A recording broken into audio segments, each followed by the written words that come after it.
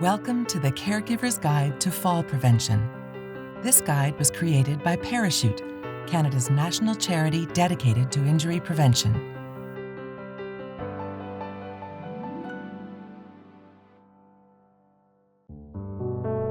Chapter 4. What to do if a fall happens. Knowing how to safely help the person you care for if they fall is important for their safety and yours. First, let's talk about how to help someone if they start to fall. If the person you care for starts to fall, it's natural to want to catch them. However, trying to stop the fall completely can put both of you at risk for injury. Once the person's momentum takes over, it can be very hard to intervene safely. Where possible, focus on gently guiding them down rather than trying to hold up their full weight. Every situation is different, so it's important to talk with a physiotherapist or occupational therapist to learn how to do this safely. How do you help someone who has fallen? Our first instinct is to rush over and help the person up. However, trying to lift them can put both of you at risk for injury. The best thing to do is to check their condition first, reassure them, and then see how you can help. Remember these 4 steps. 1. Resist the urge to get the person up right away. 2. Check if they are conscious and for any injuries. 3. Stay calm and reassure them. 4. Determine if they can get up by themselves. Don't try to lift them up. If the person can't get up on their own, is injured, or unconscious, call 911. Even if the person isn't injured, first responders may be able to provide a lift assist if the person can't get up. To review, call 911 if the person is unconscious, unresponsive, or briefly lost consciousness before or after the fall, can't get up after a fall, has severe pain or an obvious injury such as significant bleeding, is showing signs of a stroke such as face drooping, arm weakness, or speech difficulty, has difficulty breathing, or chest pain. Call the person's medical doctor, telehealth at 811, or seek immediate medical care if the person has hit their head, is dizzy or lightheaded, or has new or worsening pain. An important note. While a bump to the head may seem like nothing, seniors are at higher risk of bleeding in the brain than other age groups. If a person is taking blood thinners, they may have more bleeding. After any hit to the head, it is important to get checked out. While waiting for emergency response, you can offer support by tending to any minor injuries if you can, helping the person into a comfortable position if it is safe to do so, using blankets and pillows to keep them warm until help arrives.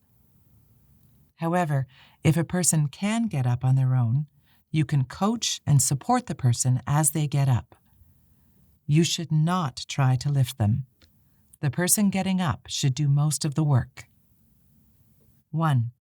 Bring a chair or sturdy piece of furniture close by. Help the person turn onto their side with their legs bent. 2.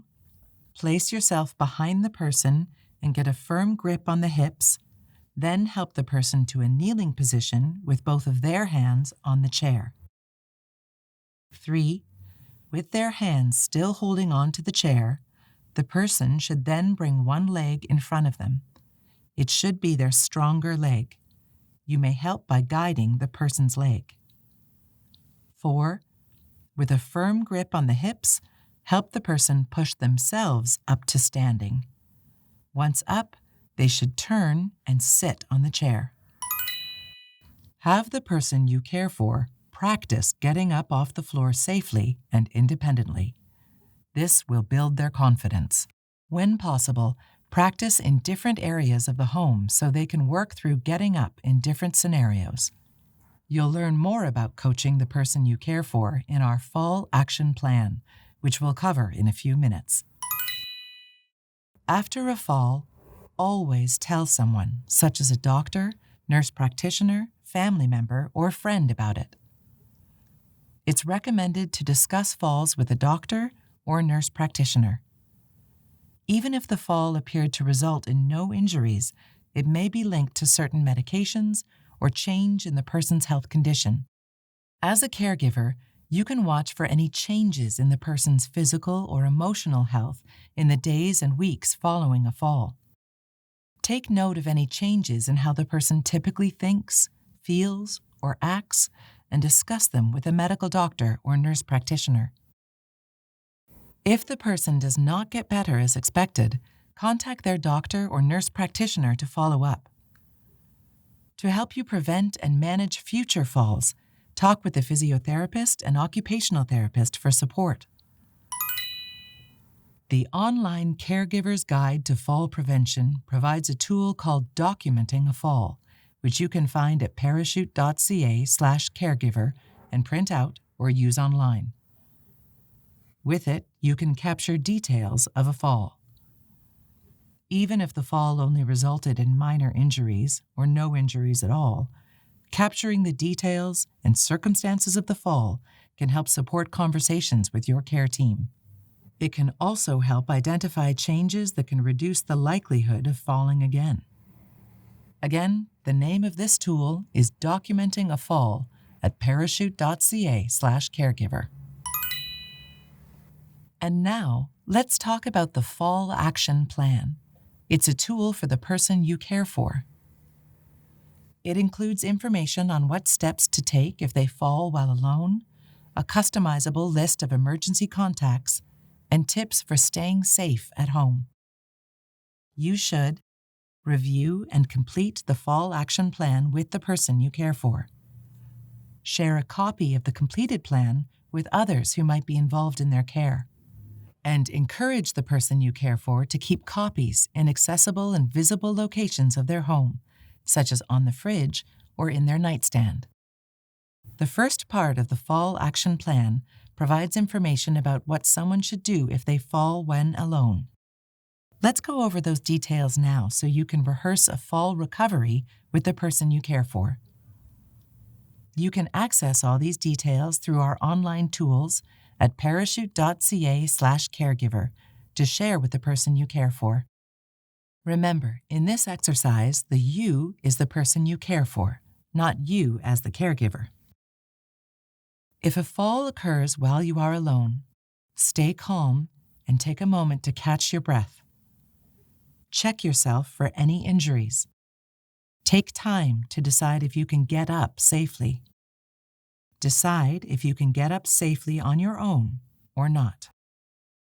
If you can't, call for help. Use your phone or emergency call device if you have them at hand. If you don't have a call device at hand, you can slide yourself toward a phone or a place where you will be heard. You can also use nearby objects to make noise to attract attention. Try to conserve your energy while you wait for help. If you can, use pillows or blankets within reach to stay comfortable and warm. If you are able, move your joints to ease circulation and prevent stiffness while you wait. If you can get up safely, 1.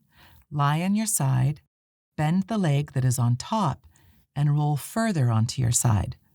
Slowly lift yourself onto your elbows or hands. 2. Pull yourself toward a sturdy chair or other piece of furniture, then kneel while placing both hands on the furniture. 3.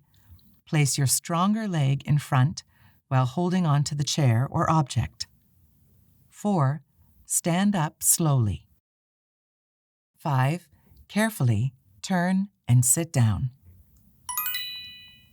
If you have a smartphone or smartwatch and have voice commands turned on, you can use voice commands to call for emergency help or to reach a person in your contact list.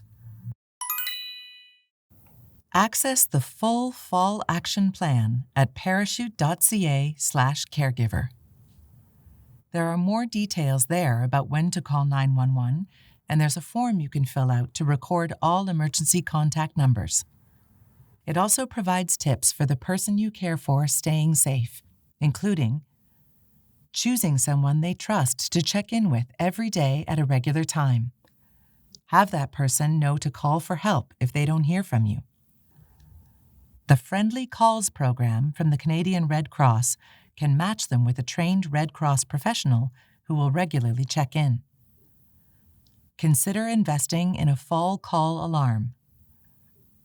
Make sure emergency contact details are up to date. Pack an emergency bag and keep it near the door. Practice getting up from the floor. Ask a physiotherapist for tips and advice on how to check for injuries after a fall and how to get up independently.